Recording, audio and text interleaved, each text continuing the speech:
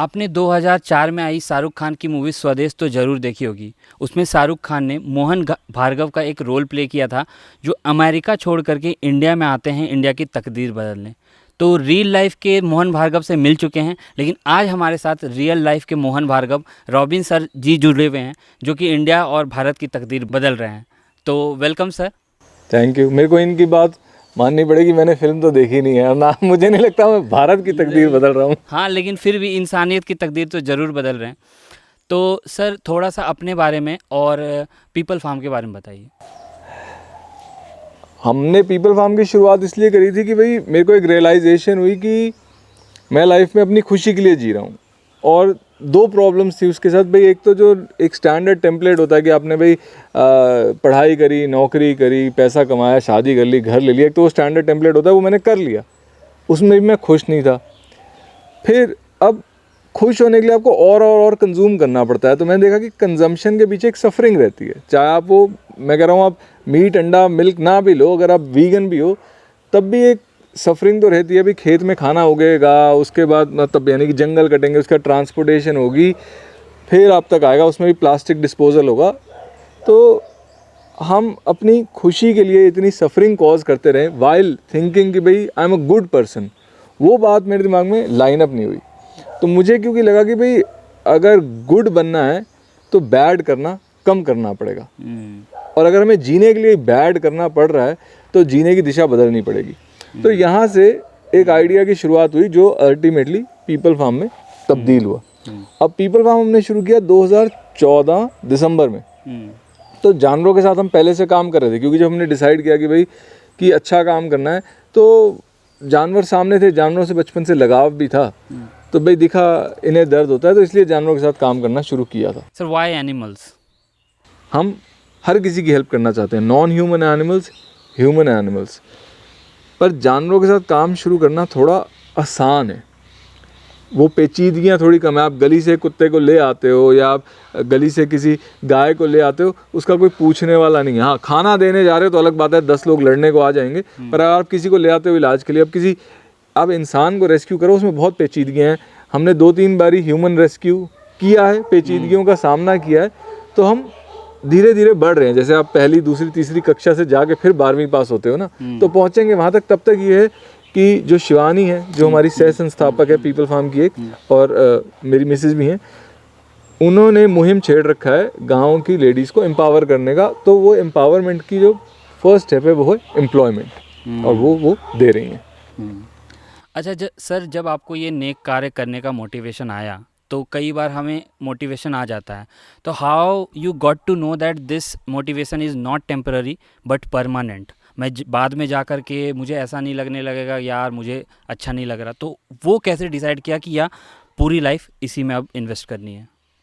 देखो ना, एक फ़िलॉसफी ऑफ लाइफ होती है। जब मुझे समझ में आ गया कि मेरे जीने का एक सफरिंग फुटप्रिंट है, तो एक ऑप्शन है कि भाई या तो मर जाओ और सफरिंग फुटप्रिंट ख़त्म कर दो, क्योंकि आप अपने आप को अच्छा मानते हो, अच्छे लोग सफरिंग कॉज नहीं करती। एक लीनियर थॉट प्रोसेस है। पर दूसरी तरफ ये है कि भाई मेरे मर जाने से कुछ फ़र्क तो पड़ता ना सिस्टम में, पर अगर मैं जीता रहूं तो कम से कम कुछ सफरिंग को कम कर सकता हूं। तो मेरे जीने का एकमात्र उद्देश्य ही ये है। तो मैं हमेशा यही कहता हूं कि मेरे पास और कोई चॉइस नहीं है, ऐसा कुछ मैं कर नहीं सकता। मैं इससे फ्रस्ट्रेट हो भी जाऊंगा तो करूंगा क्या भाई, दूसरी ऑप्शन फिर मरना ही है। तो मेरे सामने और कोई रास्ता है ही नहीं। तो इसलिए मुझे पता है कि मैं लाइफ लॉन्ग यही करूंगा। मतलब इसकी मैनिफेस्टेशन बदल सकती है। भाई एनिमल रेस्क्यू कर रहे थे, स्टोरी टेलिंग कर रहे हैं, हो सकता है कोई ऑर्फनेज खोलें, मैनिफेस्टेशन बदल सकती है। हो सकता है रिसर्च में चले जाएं जिससे भाई पेन कम हो जानवरों को, पर करना ही है। तो आपने जैसा बताया फ़िलॉसफी ऑफ लाइफ हमने ढूंढ ली, और इंसान जब फ़िलॉसफी ऑफ लाइफ ढूंढ लेता है तो वो करे कुछ भी, वो एक रास्ते पे ही चलता है जी। तो जैसा कि आज तक हम सुनते आए हैं कि लोग बोलते हैं कि पैशन फॉलो करो, पैशन को ढूंढो, तो इसमें डिफरेंस क्या है? और आपको क्या लगता है कि फ़िलॉसफी ढूंढना ज़्यादा इंपॉर्टेंट है as compare to passion? Passion आपका टेम्परेरी भी हो सकता है। भाई आपको एक नई हॉबी मिली, एक नया इंटरेस्ट मिला। Whereas philosophy of life जो है वो आपकी एक लाइफ को अल्टीमेट गोल देती है कि इस दिशा में जाना है। अब उस दिशा में जाते हुए आपको कई चीज़ें मिल सकती हैं कि भाई ये चीज़ मैं पैशनेटली मेरे को करने में मज़ा आता है, क्योंकि जो जिस चीज़ में आपका पैशन होता है ना उसमें एनर्जी आपकी कम लगती है। तो मान लो आपकी फ़िलॉसफी ऑफ लाइफ ये है कि मैं समझ गया मुझे सेवा करनी है, मुझे दुनिया का दर्द कम करना है, ठीक है। अब अगर आप जानवरों के साथ काम करके पैशनेट फील करते हो तो आपके लिए वो करना आसान है। कोई व्यक्ति हो सकता है कि बच्चों के साथ काम करके एक पैशन फील करे, कोई हो सकता है बूढ़ों के साथ फील करे। तो अगेन पैशन आपको एक टेम्परेरी बता देगा कि नॉट नेसेसरली टेम्परेरी बट एक नियर टर्म चीज़ दे देगा कि ये चीज़ आपके लिए सही है। और फिलॉसफी ऑफ लाइफ एक लॉन्ग टर्म आपको गोल देती है कि आपको किस दिशा में जाना है। तो आप फिलॉसफी पे थोड़ा इम्फेसाइज करते हैं, और ये जो एक रैट रेस चल रही है या एक लूप होल चल रहा है जहाँ पे हम अपने को गोल देते हैं या पैशन देते हैं, बोर होते हैं, फिर रिपीट, तो उससे निकलने का एक ज़रिया भी क्या फिलॉसफी है? एब्सोल्युटली, क्योंकि आप देखो ना अदरवाइज बहुत ना पेनफुल हो जाता है, क्योंकि चाहे ये टेम्पलेट हमारे लिए काम नहीं कर रहा, एटलीस्ट एक टेम्पलेट तो है ना। तो इट्स लाइक वो जो फेमिलियरिटी है वो आपको ट्रैप्ड रखती है उसमें, क्योंकि जो अनफेमिलियर है वो बहुत डरावना होता है। लेकिन जब आपको एक फिलॉसफी ऑफ लाइफ मिल जाती है तो फिर आपको लगता है कि ठीक है, मैं इस चीज़ के लिए ये जो चीज़ें मेरे लिए काम नहीं कर रही मैं इसे छोड़ सकता हूँ। पर अगर फिलॉसफी नहीं है तो आप कहोगे मैं ये टेम्पलेट छोड़ दूंगा तो मैं टोटली लॉस्ट हूँगा। तो इसलिए वो ज़रूरी है फिलॉसफी ऑफ लाइफ, और definitely it will help you break free from जिसे आप लूप कह रहे हैं उससे। तो मैं काफ़ी सारे स्टूडेंट्स के साथ काम करता हूँ, ठीक है, कई सारे सक्सीडेड स्टूडेंट भी हैं और कई फेल्ड स्टूडेंट्स भी हैं। तो मुझे देखने को मिलता है कि अगर कोई वो एग्ज़ामिनेशन क्रैक कर लेते हैं, फिर वो उस अगले एग्ज़ामिनेशन की ओर बढ़ते हैं। फिर इसी तरह कई जॉब में भी हैं जो फिर एक सर्टेन अमाउंट ऑफ सैलरी पाते हैं, फिर अगला सैलरी के ऊपर गोल करते हैं। तो इससे निकलने का क्या है, और उनको ये भी पता नहीं चलती है कि ये प्रॉब्लम में हम फंस रहे हैं। तो इससे कैसे निकलना चाहिए और क्या वो कर सकते हैं प्रैक्टिकली इससे बाहर निकलने के लिए? यार इसको ना क्या कहते हैं, हिडोनिक अडेप्टेशन कहते हैं। होता क्या है कि आपका जो आपकी बॉडी है कुछ हार्मोन्स प्रोड्यूस करती है, जैसे खुशी होती है, मेरे ख्याल से डोपामीन है, मैं कोई साइंटिस्ट नहीं हूँ मुझे नहीं पता, पर एनीवे आपको एक लेवल की खुशी मिलती है, आपका डोपामीन रिलीज होता है, अल्टीमेटली आप उससे एडजस्ट हो जाएंगे। जैसे मसलन आपको प्रमोशन हुई, आपको 50,000 हो गई आपकी सैलरी 25 से, आप खुश रहोगे, पर आप कितना टाइम उस बात से खुश रहोगे? महीना, 2 महीना, 6 महीने के बाद आप इतना खुश थोड़ा होगे। फिर अब आपका जो बेस लेवल है वो 50 हो गया, अब आपको उतनी खुशी चाहिए, तो आपको 50 से फिर एक जंप चाहिए। तो या तो अगर आपको इसी तरह की खुशी पसंद है, जो जिसे मैं रेगुलर एक खुशी कह दूंगा, ये इटर्नल हैप्पीनेस नहीं है, तो उसमें क्या करना होगा, आपके कुछ एक फ़िलॉसफी है स्टोइसिज्म की, आप उस बारे में पढ़ सकते हैं, उसके अंदर नेगेटिव विजुअलाइजेशन वगैरह है। तो उसका एक बड़ा अच्छा कोट है ये कि you are happy when you want what you have, not wanting जो नहीं है, फिर तो आप हमेशा आगे आगे बढ़ते जाओगे। And to want what you have, to appreciate what you have, आपको विजुलाइज करना पड़ता है कि अगर मैं इसको आज खो दूँ तो कैसा होगा। जैसे आप देखो ना, माँ बाप है, हम टेकन फॉर ग्रांटेड लेते हैं, वाइफ है, टेकन फॉर ग्रांटेड लेते हैं। अगर आप 5-10 मिनट मेडिटेट करें, सोचे कि आज यार नहीं है ये, अब मैं इनसे कभी नहीं मिलूंगा, तो आपके मन में अचानक आएगा, आप जाके उससे कहोगे ना कि यार आई लव यू, और मुझे, या पेरेंट्स को कहोगे थैंक यू। तो आप अपने जो डोपामीन लेवल्स है ना उन्हें एडजस्ट कर लेते हो। तो ये एक एक्सरसाइज है, फिजिकल एक्सरसाइज है, आप इसको देख सकते हैं, नेगेटिव विजुअलाइजेशन, स्टोइसिज्म की सर्च करेंगे तो निकल आएगा। दूसरा है कि आप ज़िंदगी की दिशा ही बदल दें, rather than trying to find happiness जो चीज़ों से या इवेंट से आती है। आप हैप्पीनेस मैं एक परमानेंट कंटेंटमेंट की बात करूँगा, और वो तब होगा जब आप अपने जीवन को पर्पसफुल बना लेंगे, और वो तभी होगा जब आप सर्विस में जाएंगे, सेवा करेंगे। और ये सिर्फ मेरा कहना नहीं है, आप कोई भी महान व्यक्ति उठा के देख लीजिए हिस्ट्री से, बाबा नानक को ले लीजिए, गांधी को ले लीजिए, बुद्ध को ले लीजिए, ये सब सर्विस वाले लोग हैं, है ना, मार्टिन लूथर किंग। और जो दूसरे वाली हैप्पीनेस है उसमें तो आपको जो लोग बहुत ज़्यादा सक्सेसफुल है ना, आपको वो भी दिखेंगे कि उसके बाद भी उनकी लाइफ में too much alcohol, too much drugs, too much sex, ये सब लगा ही रहता है। तो उसमें आप सक्सीड कर भी जाएंगे तो भी आप फेलियर ही हैं। तो इतने सारे लोग अक्सर आपको प्यार देते हैं, और आपको कई लोग तो भगवान मानते हैं, और कई सारे कमेंट्स हमें आपको रेगुलरली देखने को मिलते होंगे। तो आप अपने आप को धरातल पे कैसे रखते हैं, क्योंकि हम आजकल के दिन में देख सकते हैं कि लोगों का दिमाग ख़राब कितनी जल्दी हो जाता है। यार मतलब मैं जब वो अगर कमेंट से पढ़ता भी हूँ ना, तो मुझे यही लगता है कि वो जस्ट उनकी एक अभिव्यक्ति का माध्यम है कि भाई हमें आपकी बात अच्छी लगी, वो ये कहना चाह रहे हैं, और बस इससे ज़्यादा मैं उसको ध्यान नहीं देता। क्योंकि देखो दलाई लामा जी ने जैसे कहा है कि modesty is not thinking any less of you, it's thinking of you less. तो अपने बारे में सोचने का वैसे भी समय कहाँ मिलता है, ये काम में तो एक ही तरफ दिमाग लगा रहता है। तो आई थिंक अगर आपका जो फोकस है वो उस पे, आपके काम पे, तो सिर्फ यही नहीं, आपको बड़ी सारी प्रॉब्लम्स आती ही नहीं है। एक थोड़ा लाइटर नोट पे है कि सर आप इतने यंग कैसे दिखते हैं और आपका जो ये यंग दिखने का राज है वो क्या है? अब भाई हाँ, सबसे पहले आप अपना एज भी बता दो। मैं अब हो गया 41 का। मेरे को लगता है कि कुछ रोल तो देखिए डाइट भी प्ले करती है कि भाई मैं वीगन हूँ और शुगर नहीं खाता, ग्लूटेन फ्री हूँ, ये सब चीज़ें। पर अभी ना एक डॉक्टर साहब ने बड़ी अच्छी बात करी थी, साउथ इंडिया के हैं वो, उन्होंने कहा कि जो आप खाते हैं उससे इतना फ़र्क नहीं पड़ता, जो आपको खा रहा है उससे ज़्यादा फ़र्क पड़ता है। और मुझे लगता है कि जब मुझे जीवन जीने का उद्देश्य मिल गया ना, तो मेरी बहुत सी प्रॉब्लम्स ख़त्म हो गई। तो ऐसा नहीं है मुझे स्ट्रेस या एंग्जाइटी नहीं होती, but it is in service to a bigger cause. तो मैं रात को सोता बड़े अच्छे से हूँ, कभी ऐसा नहीं होता कि यार आज नींद नहीं आई। और मुझे लगता है, मतलब मेरे पास कोई प्रूफ नहीं है, मुझे लगता है कि दैट इज़ द रीज़न कि मैं, अगर आप कह रहे हैं तो, कि यंग दिखता हूँ। लोगों को अच्छा काम क्यों करना चाहिए? कई लोग हैं जिनको कुछ फ़र्क भी नहीं पड़ता है और वो मानते हैं कि वो खुश भी हैं। तो आपको क्या लगता है कि उनको अच्छा काम क्यों करना चाहिए?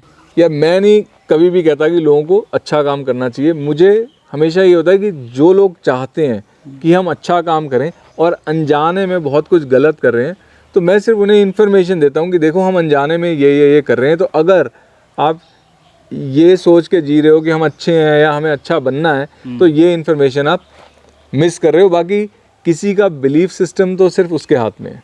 अच्छा सर, आपने कहा कि आपने सब कुछ हासिल कर लिया फिर भी आपको खुशी नहीं मिली, तो लोग आपकी बात क्यों माने? क्योंकि वो तो ये बोल सकते हैं ना कि हमें तो नहीं मिला, हमें तो अभी लगता है कि हाँ हमारे लिए पैसा बहुत खुशी देगा, कार खुशी देंगी, बच्चे खुशी देंगे, तो वो आपकी बात क्यों माने? क्योंकि आप तो कहीं ना कहीं इसी को प्रमोट करते हैं। एक तो मैं थोड़ा सा करेक्शन करूँगा, ऐसा नहीं है मैंने सब कुछ हासिल कर लिया। जो मैं चाहता था मैंने वो सब कुछ हासिल कर लिया। उसके बाद देखिए, मैं नहीं कह रहा कि लोग मेरी बात माने, मैं सिर्फ अपना जो अनुभव है वो शेयर कर रहा हूँ कि भाई जब मैंने वो पा भी लिया जो मैं चाहता था, तब भी मैं खुश नहीं हुआ। एंड जब फिर उस बारे में मैंने पढ़ाई करी कि भाई मैं खुश क्यों नहीं हूँ, मैंने तो ये अचीव कर लिया, क्योंकि ऐसा नहीं है ना अंगूर खट्टे हैं वाला केस था। तो मैंने जब अचीव कर लिया फिर मैं खुश क्यों नहीं? तो जितना मैंने पढ़ा, क्योंकि एक आम आदमी के पास इतना समय नहीं रहता पढ़ने को कि वो बैठ के साइंटिफिक पेपर पढ़े या इस बारे में पढ़े, तब मेरे को पता लगा। जैसे किताब है द हैप्पीनेस हाइपोथेसिस, किसी समझदार प्रोफेसर साहब ने लिखी है। तो वहाँ से मुझे पता चला हिडोनिक अडेप्टेशन के बारे में कि भाई आपका जितना बड़ा गोल हो, आप जितना बड़ी अचीव कर लो, आपका दिमाग अडेप्ट कर ही जाएगा। तो आप मेरी बात मत मानिए, साइंटिफिक लिटरेचर पढ़ लीजिए। तो वो जो रास्ता है उसमें हमेशा आपको अपने आप को वन अप करना पड़ेगा कि आगे आगे आगे बढ़ते जाएं। मारुति ले ली, उसके बाद मतलब स्टीम लेनी है, उसके बाद जो भी BMW लेनी है। हम सभी को लगता है, चाहे आप हो, हम हो या कोई एक आम इंसान हो, उसको हमेशा लगता है कि मैं सही हूँ, और वो आपकी बात अगर कॉन्ट्राडिक्टी है तो वो नहीं मानता है, और इस तरह से कई बार चीज़ें पेचीदा हो जाती हैं। तो आपको क्या लगता है इसमें कैसे रिजॉल्व कर सकते, और कैसे पता करें कि मैं जो सही हूँ वो रियल में सही है, या हो सकता है मैं गलत भी हो सकता हूँ? आपका सवाल ना दो भाग में है। भाई पहला तो हो गया संवाद के बारे में कि कैसे आप किसी को अपनी बात कैसे किसी के सामने रखें बिना उनकी भावनाओं को ठेस पहुंचाए। तो एक तो मुझे लगता है कि टाइमिंग बहुत ज़रूरी है। भाई अब किसी समय आप इस समय चिकन खा रहे हो और मैं बात करूं वीगनिज्म की, तो वो तो मैं वहाँ गलती कर रहा हूँ। तो सबसे पहले तो मुझे टाइमिंग देखना चाहिए। सेकंड, मुझे बात इस तरह करनी चाहिए जिस तरह मैं चाहता हूँ मुझसे बात करी जाए। तो मैं हमेशा सोचता हूँ कि मैं अपने ना बहुत बड़े किसी इंपॉर्टेंट क्लाइंट से बात कर रहा हूँ, तो बात आराम से करें कि उनका जो दिमाग है, उसका जो डिफेंस सेंटर है, एक फियर सेंटर होता है, अमिट गला करके नाम है, कि वो ना ट्रिगर हो जाए। तो बात हल्के से करें, सीधा ये ना कि वीगन। तो ये बात, जैसे मुझे अगर आपके साथ नॉनवेज की बात करनी है तो मैं कहूँगा कि यार चिकन होता तो स्वाद है। तो पहले तो आप मुझसे रिलेट करेंगे ना भाई, ठीक है मैं आपकी पार्टी का हूँ। अब आप देखो ना भाई, जैसे बीजेपी को बदलना है तो बीजेपी के लोग बदल सकते हैं, कांग्रेसी आके थोड़ा बदल सकते हैं। तो पहले तो मुझे आपके दल का बनना होगा ना कि हाँ भाई चिकन होता तो स्वाद है। पर यार ये मुर्गियों को रखते नहीं सही से, है ना। तब इस बात पे तो कोई जल्लाद भी होगा तो अग्री करेगा कि हाँ यार मुर्गियों को रखते नहीं। तो मेरे को एक हाँ मिल गया ना। तो कॉमन ग्राउंड ढूंढो, ठीक है, आपको किसी को ऑफेंड नहीं करना। और दूसरी बात ये कि आपके जहन में जो सवाल आया, आपसे किसी ने कुछ सवाल पूछे होंगे ना जिससे आपको रियलाइजेशन हुई, आप वही सवाल पूछो ना दूसरे से। होता क्या है, हम तो खुद 10 साल लगा के एक एक्स लेवल तक पहुंच जाते हैं और फिर दूसरे बंदे को जो वहाँ ज़ीरो पे है सीधा उसको अपना दे देते हैं, भाई वीगन हो जाओ। वो बात नहीं है। फिर आपका दूसरा सवाल था कि कैसे पता लगे कि हम गलत हैं। तो मुझे लगता है कि जो भी आपके दिमाग में बात है ना, आप उसको वाई पूछो कि ये बात मेरे दिमाग में कहाँ से है, कहाँ से आ रही है। मतलब मेरा ये जो बिलीफ है, आप अपने बिलीफ को क्वेश्चन करो। आप ऐसा मत सोचो कि ये तो होता ही है। व्हाट डू यू मीन होता ही है? भाई साइंटिफिक फैक्ट है या किसी रिलीजियस किताब में आपने पढ़ा है, पेरेंट्स ने बताया, आप चैलेंज करो। पेरेंट्स ने आपको बताया और आप सारा आर्ग्यूमेंट आपका उस बात पे बेस्ड है, तो पेरेंट्स के गलत होने के चांसेस तो है ना भाई, वो भी है इंसान। मैं नहीं कहता माता पिता की इज्जत मत करो, पर इंसान है। मुझे ये बात डॉक्टर ने बोली है, भाई डॉक्टर के 100 में से 100 आए थे हमेशा, वो भी गलत हो सकता है। तो अपने सोर्सेज को क्वेश्चन करिए तो आपको लगेगा। और फिर थोड़ा आप लॉजिक के बारे में पढ़ सकते हैं। आपने बातों बातों में सर फेक न्यूज़ का जो सॉल्यूशन है वो भी बता दिया कि फेक न्यूज़, अगर किसी न्यूज़ को पता करे कि फेक है या नहीं है, तो वो भी सर ने आराम से बता दिया। और इसी बात को थोड़ा सा और आगे बढ़ाते हुए, आपको नहीं लगता कि जब हम कहीं से किसी से वार्तालाप करते हैं तो वहाँ हमारा मकसद सामने वाले को चेंज करना है या हमें खुद को सही प्रूव करना है? ये बात जानना बहुत ज़रूरी होती है। हाँ, ये आपकी इंटेंशन बिल्कुल मैटर करती है। अगर आपकी इंटेंशन अपने आप को सही प्रूव करना है तो यू हैव ऑलरेडी लॉस्ट। तो आपका गोल होना चाहिए दूसरे बंदे को उस दिशा में नज करना जिस दिशा में आपको पता है कि भाई सफरिंग कम होगी। अच्छा सर, ठीक है, लोग अच्छा काम करें और बुरा काम ना करें और फिर भी उनको अच्छा ना लगे तो भाई ऐसा, अब जैसे हमने जब पीपल फार्म शुरू किया तो पहले 3 साल तो मैं बहुत पछताया थोड़ा, कि मैं पछताया तो नहीं, मतलब कहूँगा परेशान बहुत हुआ, रोया बहुत कि यार ये क्या है, मैं अपनी लाइफ के साथ मैंने क्या कर लिया। पर फिर भी मैं ये करता रहा क्योंकि वो करना मेरे पास ऑप्शन नहीं थी, क्योंकि वो करूँगा तो मुझे पता है भाई वो सफरिंग कॉज करता है। तो इंटेलेक्चुअली वो ऑप्शन तो मेरे पास थी नहीं। पर मैं अपने अनुभव से आपको बता सकता हूँ कि ऐसा कभी होगा नहीं कि भाई doing good doesn't make you feel great, eventually it will make you feel great. आपको क्या लगता है कि एक आम इंसान, ठीक है, उसको कोई मतलब नहीं है, और ख़ासकर जो हमारे स्टूडेंट्स हैं इनमें कई सारी बातें उनको ना पता होंगी, ना वीगनिज़म के बारे में, ना स्टोइसिज़म के बारे में, वो एक आम इंसान को आप क्या बताना चाहोगे कि मतलब वो आम इनलाइटमेंट की ओर बढ़ें या कंटेनमेंट की ओर बढ़ें? एकदम सिंपल वर्ड्स में उनको क्या बताएंगे आप? देखिए, मैं तो यही कहूँगा कि अगर आप किसी और का ना सोचें, सिर्फ अपना सोचें, तब भी कंटेंटमेंट जो है वो आपने एक बार अचीव कर ली तो वो आपके पास है, वो आपके। और जो दूसरी जो है ना, जो जिसे हम हैप्पीनेस कहते हैं, उसमें आप बेवकूफ़ बनते रहेंगे। अब उसमें आप दूसरों के हाथों में हमेशा खेलते रहेंगे। कोका कोला वाला कहेगा कि भाई ये पी लो तुम हैप्पी हो जाओगे, ठीक है, कपड़े वाले कहेंगे जीन पहन लो एकदम खुश हो जाओगे। उसमें आप हमेशा फंसे रहोगे, यूज़ होते रहोगे।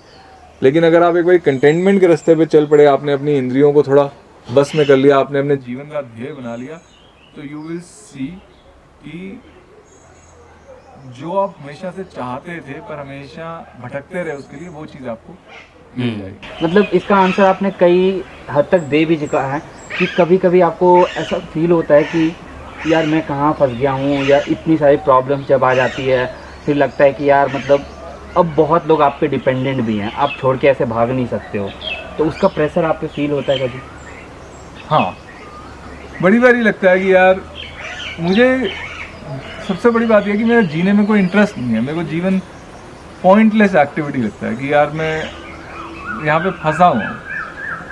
पर फिर मुझे ये लगता है कि अपनी अपनी प्रिविलेज का एक एहसास होता है कि भाई सारे लोग फंसे हुए हैं, सारे जीव मानव सब कोई, हर कोई फंसा ही हुआ है यहाँ पे। मेरे को तो पृथ्वी एक जेल की तरह लगती है। पर इस जेल में मेरा जो ओहदा है वो काफ़ी बढ़िया है भाई, हाथ पैर सलामत हैं, लड़का पैदा हुआ हूँ भारत में। मतलब भारत में देखो ना, लड़कियों के पास उतनी आज़ादी नहीं है जितनी है, फिर भारत में पैदा हुआ, ऐसा नहीं है कि किसी अफ्रीका के किसी देश में है। तो प्रिविलेज बहुत ज़्यादा है, तो उसका इस्तेमाल तो करना पड़ेगा। तो मतलब मेरे पास तो मरने की भी लिबर्टी नहीं है, जीना पड़ेगा और हेल्प करनी पड़ेगी, इसका प्रेशर है। But would you rather be in this situation, या आप वो बैल या वो कुत्ता होंगे जिसका पैर टूटा हुआ है और वो सड़क पे पड़ा है और उसके आसपास से लोग निकल जाते हैं और कोई उसकी तरफ ध्यान भी नहीं देता। अच्छा, आप अपने नॉलेज सोर्सेज कैसे बढ़ाते रहते हैं? मतलब एक सर्टेन नॉलेज तो आपने हासिल कर ही लिया, लेकिन आप, मुझे लगता है कि आप बढ़ाते रहते हैं नॉलेज को। तो आप ऐसे कुछ सोर्सेज बताइए जिससे आप नॉलेज बढ़ाते हैं अपने। सबसे पहले तो ना मैं कोट से बात शुरू करूँगा। एक जलालुद्दीन रूमी जी का कोट है, art of knowing is knowing what to ignore. क्योंकि दुनिया में नॉइस बहुत ज़्यादा है, तो मैंने अपनी जीवन का ध्येय सेट कर लिया है, तो मैं उसी से एक तो इन्फॉर्मेशन फिल्टर करता हूँ कि भाई क्या ये चीज़ मुझे अपने ध्येय तक पहुँचने में हेल्प कर रही है। तो एनीथिंग अबाउट कम्युनिकेशन जो है करेगी। फार्मिंग, हम फार्मिंग करते हैं, फार्मिंग से रिलेटेड या साइकोलॉजी से रिलेटेड ऐसी, तो वैसा कोई भी आर्टिकल या किताब मेरे सामने आती है तो मैं उसको पढ़ता हूँ। फिर उसके ऑथर ने अक्सर और किताबें मेंशन करी होती है या उन्होंने और लोग मेंशन किए होते हैं कि यार फलाने व्यक्ति ने ये कहा था। जैसे मैंने रूमी मेंशन किया, तो हो सकता है कई लोग अब रूमी को भी ढूंढने की रूमी जी ने और क्या क्या कहा है। तो इसी तरह मैं वो करता हूँ। दूसरा, जब मेरे लोगों से वार्तालाप होते हैं, लोग यूजुअली मुझे बताते हैं सर एक वो किताब बड़ी अच्छी थी। जैसे आपने मुझे अभी हाल ही में एक किताब के बारे में बताया था, लाइफ इज़ फेयर। तो ये जो चीज़ें लोग मुझे बताते हैं मैं नोट डाउन करता हूँ और अपने जब खाली समय में आई लुक देम अप। तो मैंने लाइफ इज़ फेयर जैसे विकीपीडिया पे देखा, मैंने पढ़ा, मुझे वो बुक अच्छी नहीं लगी तो मैं नहीं पढ़ूंगा। तो इसी तरह आपने कुछ और मुझे जैसे बताया और वो मुझे तो वो रिकमेंडेशन अच्छी लगे तो फिर मुझे एक नया सोर्स मिल जाता है। तो इससे एक थोड़ा दायरा बढ़ता रहता है, पर ओवरवेल्म भी नहीं होता, क्योंकि वो भी बहुत ज़रूरी है। और इसमें भी जो सर ने कहा कि मुझे लगता है कि सबसे इम्पोर्टेंट फिलॉसफी ऑफ लाइफ को चुनना बहुत ज़रूरी है। जैसे आपने कहा कि आप इग्नोर करते हैं, व्हाट टू इग्नोर, वो बहुत इंपॉर्टेंट है। और जब तक फिलॉसफी ऑफ लाइफ नहीं होती है तो हम चीज़ों में फंसे रहते ही रहते हैं, तो वो बहुत इंपॉर्टेंट है। And I am also searching for that, क्योंकि मैं भी एक आम इंसान का जीवन जी रहा हूँ और मुझे जो प्रॉब्लम्स आ रहे हैं, मुझे समझ में आ रहा है कि अगर मेरे पास एक फ़िलॉसफी ऑफ लाइफ होता तो मैं डिसाइड बहुत अच्छे से कर पाता। डिसीज़न मेकिंग मेरे लिए काफ़ी टफ हो रही है जब मेरे पास फिलॉसफी ऑफ लाइफ नहीं है। आप मानते हो sir? Absolutely, it's a litmus test. भाई देखो ना, भाई बिजनेस आप कर रहे हो तो बड़ा सिंपल है, डिसीजन ए या डिसीजन बी, इसको हायर करें या इसको, भाई ये ज़्यादा पैसा कमा के देगा या ये, अगर ये तो फिर ये सही है। तो आपके एक फिलॉसफी ऑफ बिजनेस है ना, ज़्यादा पैसा, चाहे वो सही फिलॉसफी है या नहीं है, पर है। तो इस तरह आपको लाइफ की एक फिलॉसफी तो चाहिए, तो ही तो आपको पता है कि दाएं जाएं या बाएं जाएं, है ना। तो और मेरे को तो लगता है कि ले दे के जो हमारी गीता में मेंशन्ड है, या आप हिंदू धर्म में कुछ भी उठा के देख लो, किसी भी धर्म के आप कोर उठा के देख लो, हिंदू ही क्या, मुझे हिंदू का पता है तो मैं इसलिए बोला, तो वो यही है कि भाई परम धर्म जो है वो सेवा करना है। क्योंकि देखिए हम ये सब एक, आप अंतरिक्षयान लगा लो पृथ्वी को, हमें नहीं पता ये लैंड करेगा या क्रैश करेगा, पर जो भी हो कम से कम हम सह यात्रियों के साथ अच्छा तो बर्ताव कर सकते हैं ना। और मुझे लगता है कि इससे अच्छी और क्या फिलॉसफी ऑफ लाइफ है। ठीक है सर, लास्ट क्वेश्चन कि ऐसे 3 बुक्स या 5 बुक्स, आप जितने नंबर्स बताना चाहें, बुक्स और मूवीज़ या डॉक्यूमेंट्रीज़ आप रिकमेंड जो करेंगे। वाह रे, अच्छा, मेरे को एक तो ये हैप्पीनेस हाइपोथेसिस जो बुक है वो बहुत पसंद है। फिर एक क्लूज करके किताब है, उससे दिमाग के बारे में आपको एक रफ आइडिया मिल जाता है कि हमारा दिमाग एकदम परफेक्ट बढ़िया मशीन नहीं है, इसमें भी बड़े सारे फ्लॉज हैं। फिर एक बुक है थिंकिंग फास्ट एंड स्लो, और एक और बुक है प्रेडिक्टेबली इरैशनल। ये 4 किताबें मुझे याद हैं जो अच्छी हैं। एक बुक वो जो आपने मुझे दिया, हाँ, guide to a good life, वो तो खैर वो तो काफ़ी अच्छी बुक है, काफ़ी अच्छी, वो लेटेस्ट है ना किताब। हाँ। और डॉक्यूमेंट्रीज का तो नहीं, एक मूवी है फाइट क्लब, वैसे तो बिल्कुल कमर्शियल मूवी है, पर अगर आपने थोड़ा भी बुद्धिज़्म पढ़ा है या थोड़ा आपने गीता पढ़ी है तो आपको बहुत सारा वही विजडम फाइट क्लब में एकदम मसाले की फॉर्म में आपको मिलेगा, और आई थिंक वो मूवी तो बनती है देखनी। तो यहीं पे ख़त्म करते हैं, और thank you very much sir जो आपने इतना टाइम दिया। और जो भी स्टूडेंट्स देख रहे हैं, मुझे लगता है कि उनके लिए जानना बहुत ज़रूरी है इन बातों को, और अपना ध्येय जैसा सर ने कहा या जो फ़िलॉसफी है वो जाननी बहुत ज़रूरी है। नहीं तो ये जो एक वीसीएस लाइफ सर्कल बनी हुई है उसमें ही हम फंसे रह जाएंगे। तो मैं भी उसको खोज रहा हूँ और आप भी ज़रूर से ज़रूर खोजें। Thank you. थैंक्स शुभम।